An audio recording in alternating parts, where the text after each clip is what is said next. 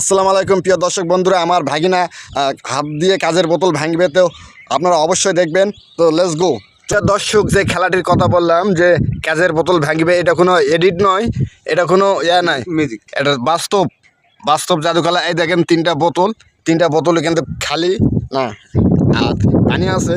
আর আপনাদের যে বললাম যে খেলাটি দেখাবে, তো ভাগনা শুরু করাও, দর্শক বন্ধুদের দেখাও যে তুমি কিভাবে ভাঙতে পারো।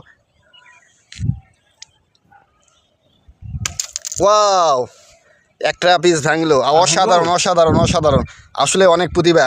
এখন দ্বিতীয়টা দেখতে চাই।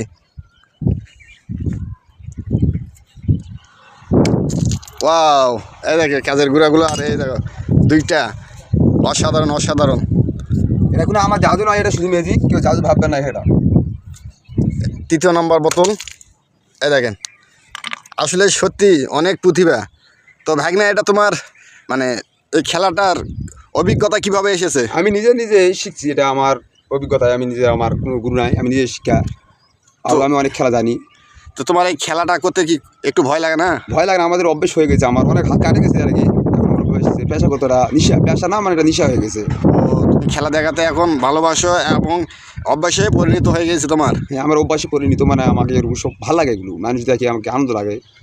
তো এই যে তিনটা কাজের বোতল দেখেন, এই যে তিনটা কাজের বোতল হাতে ভাঙলো, এই দেখেন, একটার নাই, তারপরে এই দুইটা, আর একটা একবারে টুকরা টুকরা হয়ে গেছে। আসলে অসামক খেলা, কার ভিতর কি প্রতিভা আছে বলাই যাবে না। আসলে না দেখলে, মানুষকে না দেখে ভুল মন্তব্য করা যাবে না যে এই ছেলেটির মাঝে যে এত প্রতিভা আছে। তো আগে আমি জানতাম না আমারই ভাগনা হয়। আসলে প্রতিভা কখন কিভাবে জাগ্রত হয় এটা বলা মুশকিলই। আমি আরও খেলা জানি। আরও খেলা জানেন? আমি আরও খেলা জানি। তো প্রিয় দর্শক বন্ধুরা, পরবর্তী ভিডিওতে অবশ্যই আপনাদের খেলাগুলো দেখাবো। ভাগনা আমার আরও খেলা দেখাবে, আরও নিউ ভিডিওতে নিয়ে আসবো সেই খেলাগুলো।